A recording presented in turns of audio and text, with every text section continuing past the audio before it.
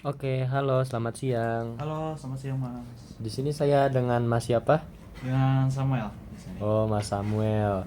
Perkenalkan, saya Pangga Santosa dari program studi psikologi Fakultas Psikologi Universitas Buana Perjuangan Karawang. Mhm. Izin mewawancarai Mas Samuel berarti ya. Ya, Saya Samuel. panggil Samuel. Apakah bersedia untuk wawancara pada hari ini? Ya, saya bersedia Mas. Oke, sebelum kita masuk, tadi gimana di jalan? Apakah ada kendala atau macet di jalannya? Di jalan tadi aman aja sih Mas. Lancar, lancar, lancar banget lah. Lancar ya, alhamdulillah. Kalau boleh tahu kesini itu berapa menit mas? Dari rumah atau dari mana masnya?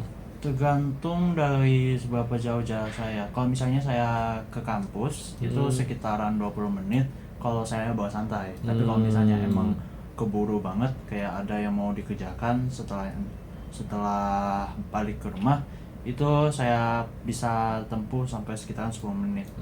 Lumayan jauh juga ya. Nah, Ya, itu kan dari termasuk. kampus ke rumah tuh, kurang lebih. Nah, kalau misalnya ke tempat ini kira-kira berapa menit mas? Kalau misalnya ke tempat ini ya sekitar 20 menitan lah. Oh, 20 Ya, menit. karena kan lokasinya juga dekat kampus saya gitu. Jadi ya, Oh, oke. Ya, lumayan ya mas, berarti dari rumah lumayan jauh. hmm, hmm. Hmm. Itu kalau boleh tahu, itu Mas itu pas masuk ke kampus itu masuknya pagi kah atau ada shift gitu Mas? Shift Masuk tersendiri. kampus itu ini lebih tepatnya tergantung kelas. Di kelas biasanya kan ada kelas pagi sama kelas siang kan Mas ya. Saya kesayangan itu kalau untuk semester sekarang saya itu seringnya di kelas siang. Jadi ini ya lagi Oh. istirahat bentar lah, nanti lanjut lagi nanti jam 3 jam 4-an gitu. Oh, berarti menyempatkan waktunya untuk sini ya. Ya, ya Mas. Oke, sebelumnya saya berterima kasih telah menyempatkan waktu Mas Samuel untuk datang ke sini. Dan ini ngomong-ngomong soal datang ke sini, udah makan belum sebelumnya Masnya? Wah, sudah, puji Tuhan sudah saya Alhamdulillah. persiapkan. Oke, ya udah. Jadi kita langsung masuk ke wawancaranya aja ya, Mas ya. Wah, boleh, boleh, boleh. Kita Boleh banget. langsung ini aja. Di sini saya ada beberapa pertanyaan untuk Masnya. Mhm. Kita mulai. Oke, Mas. Di sini mulai saja ya, saya mulai dari pertanyaan pertama. Menurut pemahaman Masnya itu apa aja sih yang termasuk dalam perilaku bullying? Waduh, soal bullying ya. Iya. Sesuai pengalaman Mas ya yang saya lihat dan juga yang saya rasakan. Karena kebetulan banget saya salah satu korban bullying. Oh, korban bullying, Mas ya. Benar. Oh. Itu terjadi waktu saya masih SMP dan saya masih polos banget Mas, gitu. Nah, untuk perilakunya sendiri itu ada sekitar yang saya tahu itu ada 5. Apa aja tuh, Mas? Pertama, itu tentang pembulian secara fisik. Secara fisik yang kita tahu kan dia lebih Melukai menyerang fisik gitu melukai ya. fisik, kadang memukul, kadang apa. Kedua, secara psikologi. Secara psikologi ini mereka kelihatan tidak membuli, tapi mereka secara diam-diam membuli anak Membuli ini. seseorang Nah, gitu ya. nah, psikologinya ini maksudnya dalam artian ini anak nggak tahu dia dibully, tapi orang lain yang melihatnya tahu sebenarnya dia ini dibully gitu. Cuma ya pada diem-diem aja. Pada diam-diam aja gitu. Nah, yang ketiga itu secara mental. Nah, secara mental ini si korban atau si victim itu mereka di pressure dalam artian dituduh melakukan sesuatu hal yang tidak mereka lakukan. Contoh, ini kebetulan kejadian sama saya. Saya nggak di kelas waktu itu cuma mengatakan sesuai kebenaran tentang teman saya yang tidak mengerjakan tugasnya. Ya udah saya kabarkan lah ke guru saya gitu. Kalau emang faktanya beliau ini tidak mengerjakan tugasnya. Pada akhirnya karena tindakan saya itu orang melihat saya kayak bahasanya tuh ember lah Mas, kalau zaman sekarang kita nyebutnya ember kan ya. Jadi ngasih tahu gurunya gitu ya. Ih kamu nih coba dong, nggak bisa diam lalu gitu. Jadi ya karena kejadian itulah orang-orang pada langsung memfitnah saya. Contoh, seperti waktu saya ke kantin. Dikiranya saya itu bolos kelas, padahal kan saya ke Lagi kantin jajan itu gitu ya? bukan, saya ke kantin itu karena emang dipanggil oleh ini guru. Oh, Ada malah dipanggil guru gitu. kebetulan kan ada guru ini kenalan dari keluarga saya. Hmm. Nah, beliau pengen bahasanya kan saya masuk ke sekolah saya dulu SMP itu. Nah, itu kan dipromosikan oleh beliau gitu. Ya, kita panggil aja guru yang kenal sama bapak saya ini Pak Kevin ya. Oke. Nah, Pak Kevin ini saya sudah kenal beliau sama keluarga itu sekitar 1 tahun gitu. Nah, udah dipanggil beliau, gimana ditanyakan gimana sekolahnya, enak gak? Saya bilang ya udah enak. Nah, setelah kejadian ini selesai, saya balik ke kelas, saya difitnah karena katanya saya bolos kelas karena makan gitu. Padahal kan kejadian itu nggak ada buktinya mereka. Tapi karena banyak menyupport si satu orang ini, saya jadi kena pressure gitu kan di situ. Saya jadi kondisinya panik, gak tahu ngapa-ngapain. Nah, inilah yang saya maksud dengan bullying secara mental. Yang kedua, bullying yang kedua yang keempat apa-apa, santai Mas. yang saya ingat itu bullying yang melalui sosial media, apa namanya kalau salah, cyberbullying ya. Cyberbullying, Nah, cyberbullying ini seseorang ngebully si korban ini dengan cara lewat sosial media gitu. Emang nggak dimention dianya gitu, tapi dianya sudah tahu itu bahwa itu dia gitu loh.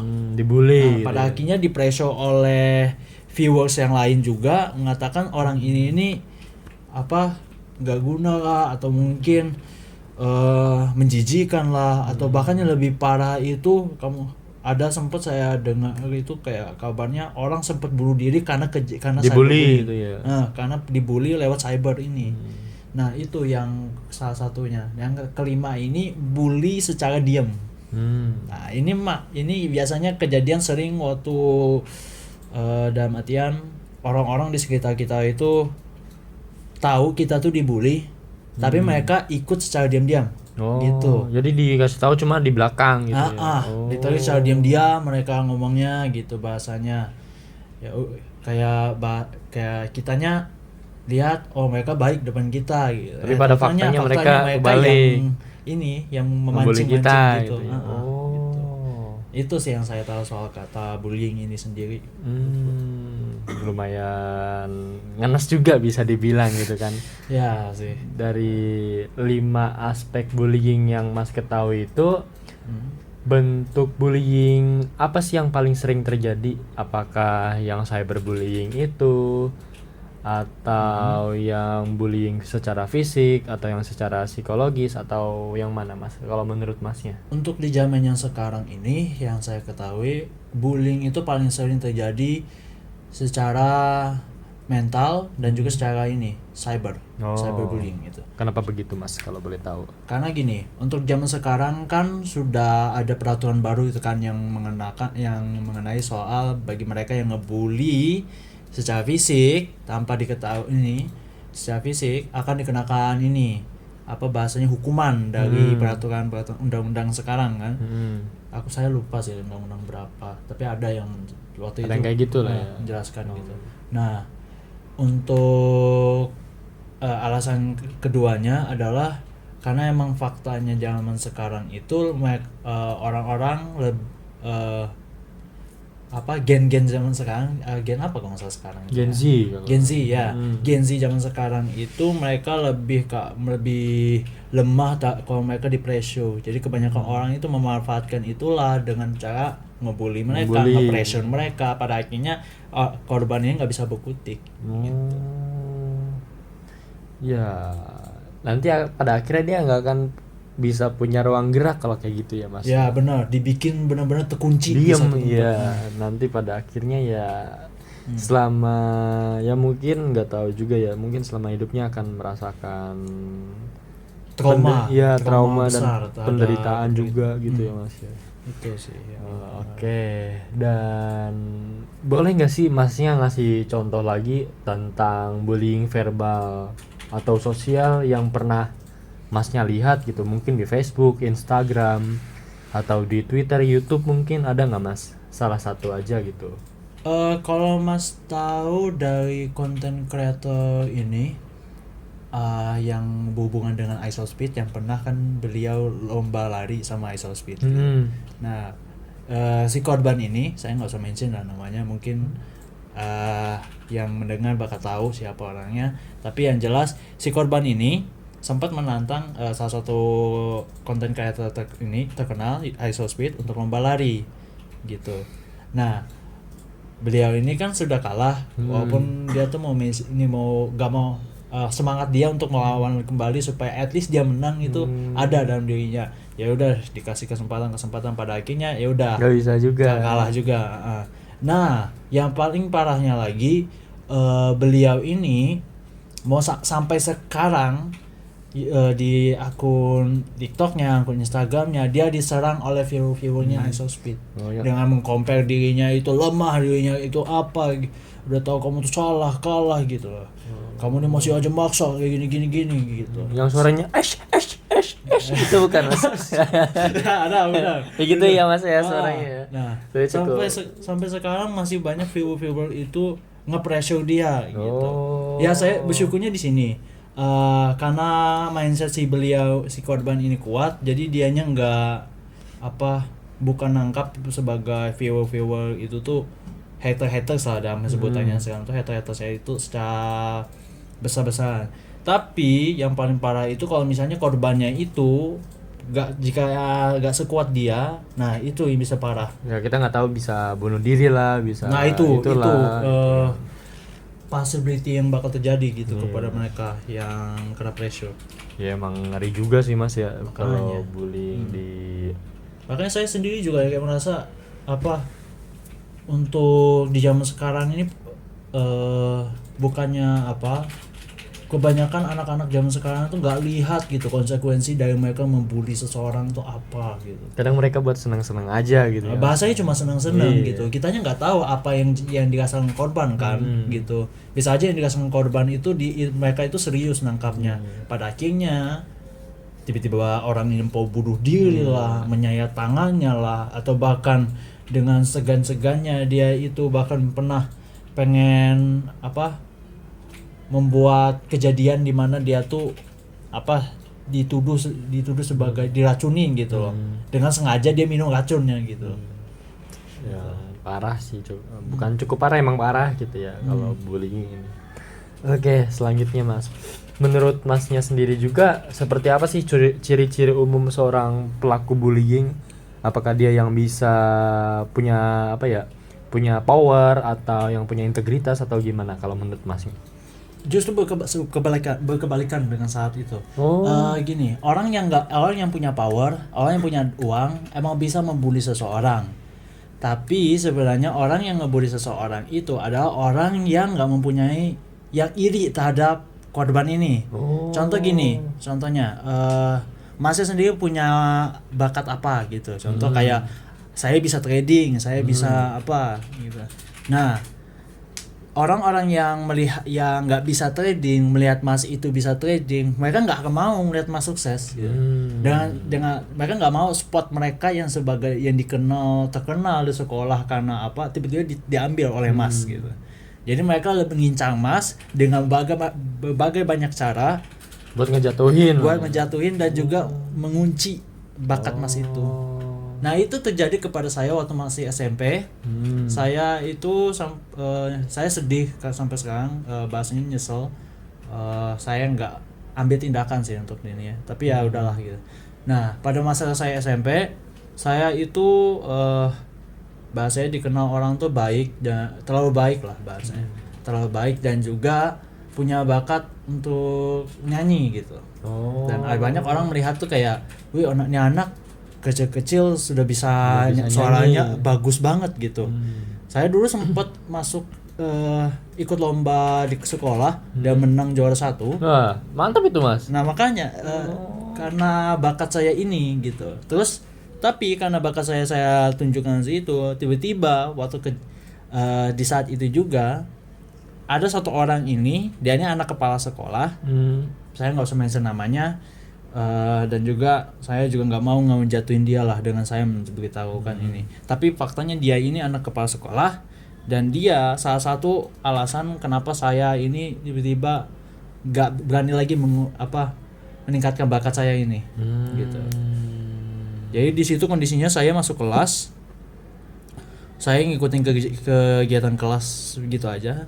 Saya nggak tahu apa yang terjadi di sekolah gitu, karena kan saya nggak punya HP, nggak punya apa. Banyak teman-teman saya itu sudah punya handphone untuk bersosial media, untuk berkomunikasi secara jauh. Saya nggak tahu apa yang terjadi di sekolah, jadi saya cuma ngikutin apa alur ceritanya saya. Tahu-taunya beberapa bulan setelah saya ini memenangkan lomba itu, ada rumor saya dengar tiba-tiba mengatakan kalau saya ini orangnya terkenal mesum lah, terus sering mencontek, sering meludah sembarangan lah, kayak dikenal jorok banget gitu. Saya dengar gitu, kayak saya lihatnya langsung, sejak kapan saya kan ada merasa gitu, padahal saya cuma di kelas, cuma belajar, tidur, diam aja gitu. Saya tanya yang lain, tiba-tiba yang lain menjauh dari saya. Di situ saya sudah coba melihat lagi dari perspektif jauh, mau lihat apa sih yang sebenarnya terjadi gitu. Tahu-taunya waktu saya mau ke kantin itu ada sekitar satu circle kayak mendekati saya waktu saya ke kantin. Oh, gimana tuh ngedeketinnya kalau boleh? Mendekatin tuh, mangkok ada bekas bakso disiram ke kepala saya. Oh ini kata bahasa mereka, ini loh anak yang menjijikan itu, ayo makan tuh mie yang bekas tanah. Itu saya disiram kayak gitu, saya kaget. Saya sempat tanya, ngapain kalian kayak gini lah, bukannya kamu makan tanah ya waktu itu? Saya cobalah cari tahu, dapat dari info dari mana mereka gitu. Pas sudah sekian lama mencari, barulah saya sadar ternyata ketemu gitu ya, beliau yang menyiram saya selama ini itulah dalangnya gitu loh. Oh, berarti emang dia nggak suka gitu. Terus saya tanya, ngomong baik-baik sama dia, maksudmu apa gitu, kayak nggak kayak ngebuliku, jelek-jelekan namaku, aku nggak ada salah apa-apa loh, gini. Bahasanya simple, dia bilang gini, aku nggak suka sama kamu, bakatmu segala apa, kamu tuh ngambil orang lain, ngambil perhatian atau enggak, jijik aku liatnya. Harusnya orang lain tuh lihat prestasiku main bola, ngapain lihat lu yang bisa nyanyi gitu. Bahasanya kayak gitu, kayak cewek katanya. Dia ngomong kayak gitu, saya langsung kaget. Di situ saya hanya diam. Nah itu yang saya salah kadang, yang salah nangkap untuk suatu hal kayak gitu. Saya milih diam ketimbang saya ngambil aksi. Itu sih ya, karena masnya juga mungkin kaget kali ya, pertama kali dengar kayak gitu kan.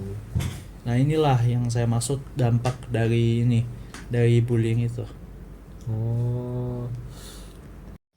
Oke, lanjut ya Mas gitu.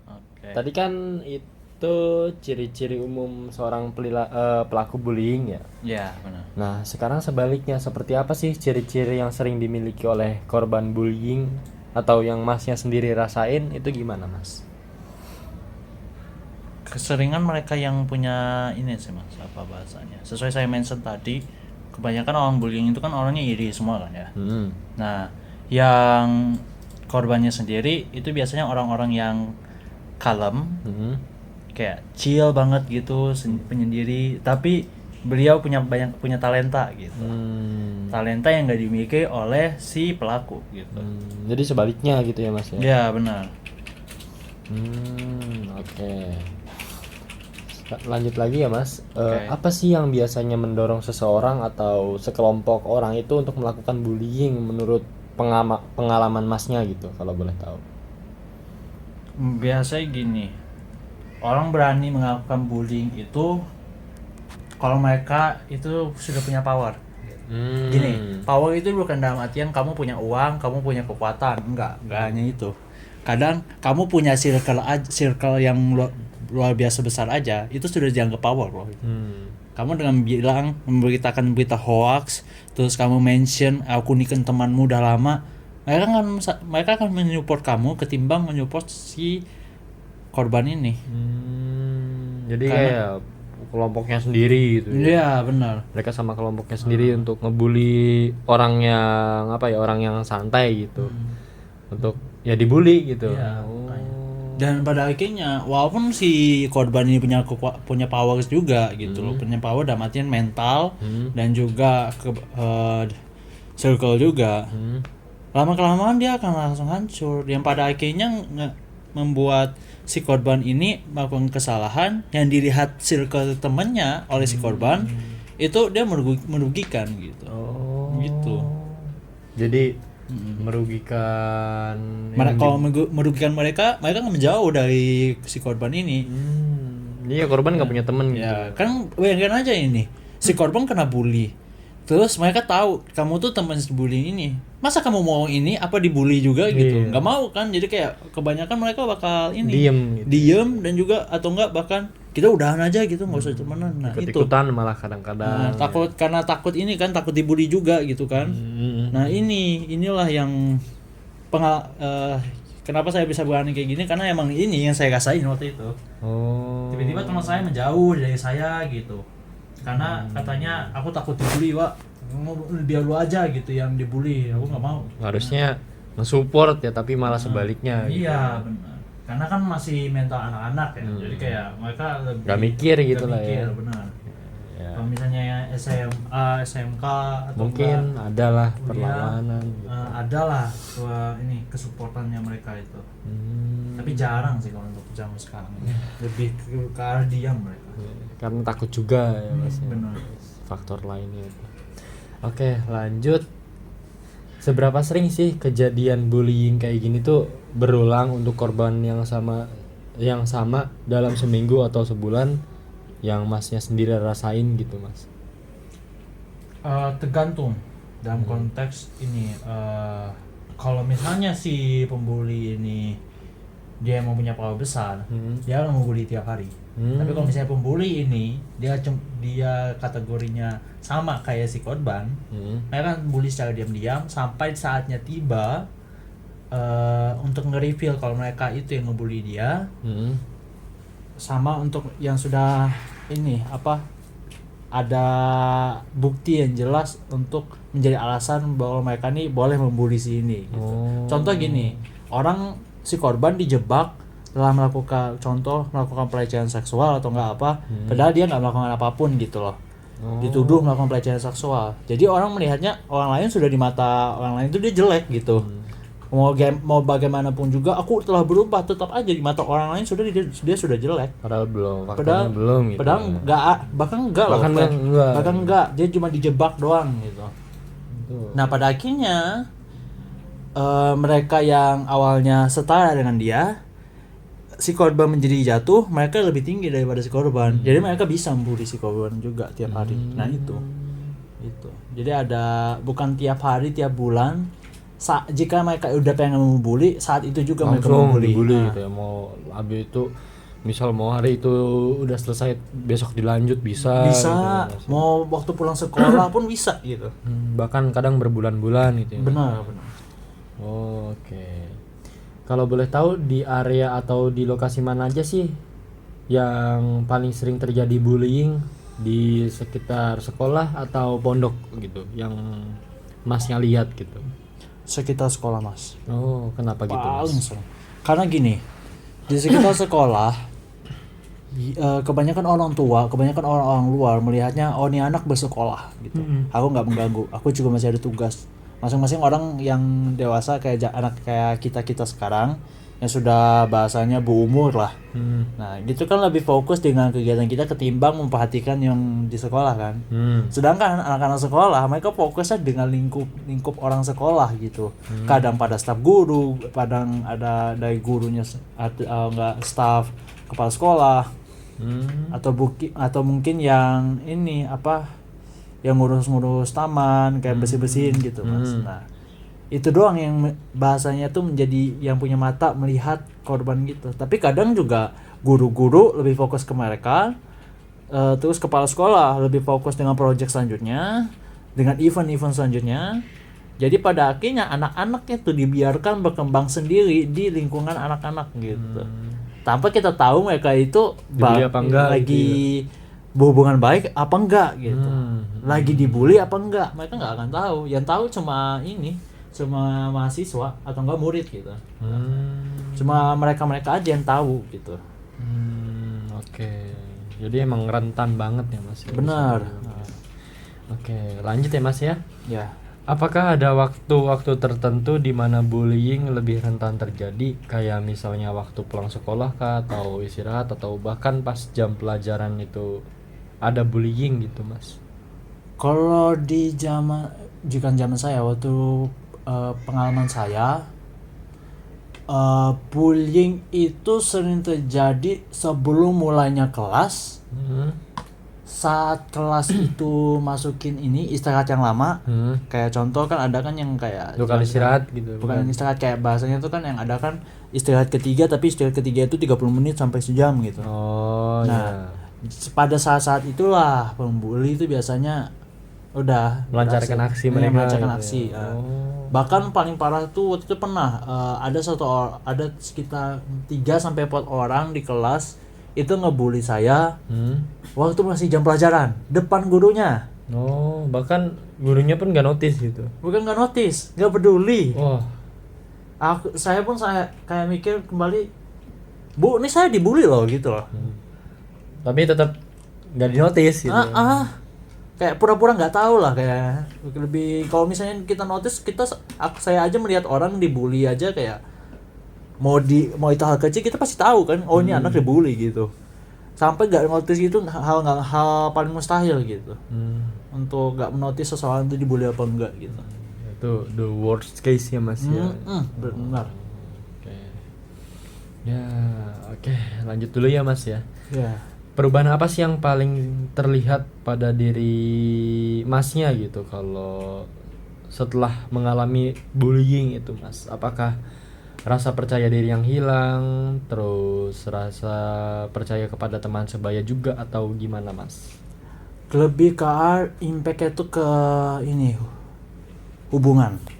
Saya sebagai salah satu korban dari bullying, saya jadi lebih gak mudah percaya lah Mas lah. Lebih dalam konteks gini, jika orang itu nggak saya kenal, atau mungkin nggak ada hubungan sama teman-teman saya, atau nggak, hal saya lihat sendiri dulu, baru saya bisa nilai ini orang bisa dipercaya apa enggak gitu. Nah, kebanyakan saya kalau misalnya dalam case ketemu orang, saya awalnya nggak percaya dulu, gitu.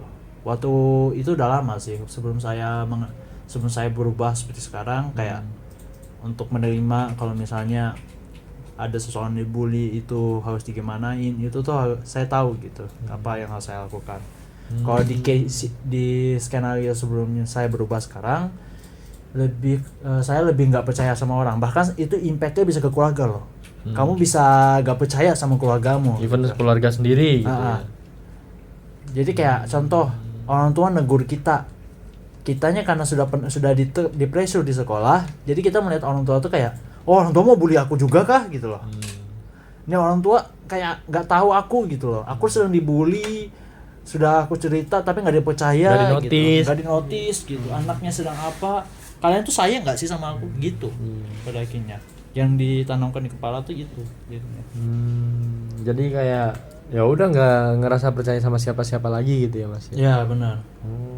Oke. Terus gimana sih Mas reaksi teman-teman sebaya yang lain pada saat mereka melakukan bullying gitu Mas? Mungkin ke Masnya gitu. Apakah cuek? Cuek Pasti gitu. pasti jelas dong. Kalau cuek itu, kalau orang ngebully tapi mereka nggak cuek, itu bukan bully namanya. Nah, terus kedua, mereka lebih ke arah gosip jadinya. Oh, ini anak sudah dibully, aku gosipin gitu. Digosipin terus gitu habisnya. Jadi pada akhirnya kita mau ngedekat aja, mau minta pertolongan aja, mereka tutup mata gitu. Karena takut mereka jadi korban bully juga gitu. Ada scene-nya, ada skenario waktu itu saya minta tolong ke teman saya buat ini aja, kayak bantu saya ajarin saya gitu. Dia nolak katanya. Nanti kok bahasanya gini, dengan bukannya secara tertutup, dia langsung terbuka ngomong, jangan dekati aku aja dah, nggak usah dah. Aku nanti ngajarin kamu, tau-tau dicap aku sebagai temenmu, dibully lagi aku ikutan dibully. Jadi terus saya langsung oke, saya hidup pada lingkungan saya sendiri dan saya lebih memilih gak lihat mereka yang di luar sana gitu. So, mereka mau gimana gitu hidup sekarang. Saya nggak tahu apa yang terjadi pada mereka sekarang. Pada akhirnya ya diri sendiri Iya, lah yang menyelamatkan diri sendiri. Benar banget. Oke. Lanjut ya Mas ya. Apakah Masnya itu pernah merasa yang sebelumnya merasa tenang dan merasa aman di lingkungan sekolah berubah setelah adanya bullying gitu Mas? Wah, jauh Mas.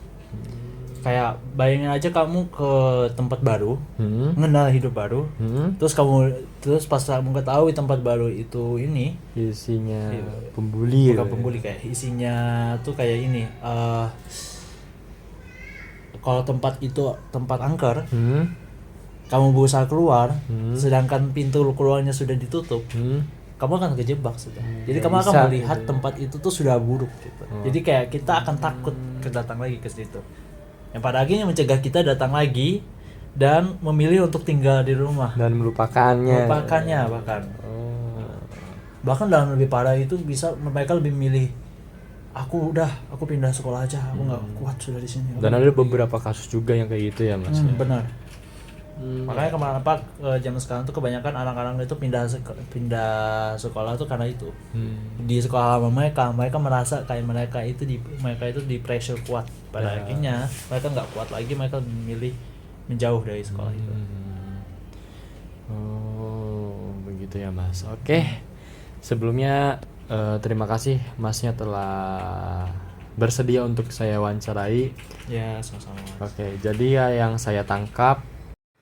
Oke, baik. Jadi pada intinya berdasarkan hasil wawancara yang telah saya lakukan dan bersama Mas Samuel di sini, saya mendapatkan gambaran yang sangat komprehensif mengenai realita bullying, dan Mas Samuel sendiri mengidentifikasi bahwa bullying itu tidak hanya sebatas pada kekerasan fisik semata ya, tetapi mencakup 5 dimensi. Yang pertama itu fisik, kedua psikologis, terus mental, cyberbullying, dan silent bullying. Dan menurut Mas Samuel sendiri, di era sekarang itu bullying secara mental dan cyber justru menjadi paling marak yang terjadi ya, karena pelaku berusaha menghindari jerat hukum fisik namun tetap ingin menghancurkan korbannya secara perlahan. Dan dari pengalaman pribadi Mas Samuel itu sendiri, kita bisa melihat pola bahwa bullying seringkali bukan dipicu oleh kelemahan korban, melainkan justru karena merasa iri pelaku terhadap bakat atau kelebihan korban. Yang Mas Samuel miliki itu, yang prestasi menyanyi itu, justru menjadi target intimidasi oleh seseorang yang memiliki power sosial. Dan dalam kasus ini, anak kepala sekolah sendiri yang merasa tersainginya. Menurut saya itu ya cukup menyayangkan gitu ya. Dan mungkin kesimpulannya itu ya yang tadi. Dan satu lagi, bullying itu menurut saya adalah sebuah tindakan sistematis yang seringkali didukung oleh penyalahgunaan kekuasaan atau power abuse dan lingkaran pertemanan yang toksik. Luka batin yang ditimbulkan bukan hanya sekedar fisik, melainkan luka batin yang mengubah cara pandang korban terhadap dunia sosial hingga bertahun-tahun kemudian ya. Oke, mungkin segitu saja yang saya tangkap, dan terima kasih kepada Mas Samuel yang pada hari ini telah menyempatkan atau meluangkan waktunya dengan saya untuk saya wawancara tentang bullying ini ya Mas ya. Sama-sama Mas. Semoga kedepannya tidak ada kasus bullying lagi, dan Amin. Masnya juga merasa aman gitu pada saat entah di mana-mana, entah di kampus, entah di sekolah, mendapatkan lingkungan yang aman dan tenang gitu ya Mas. Amin. Oke, mungkin segitu aja ya Mas. Terima kasih untuk pada hari ini. Saya tutup ya Mas. Oke, baik Mas.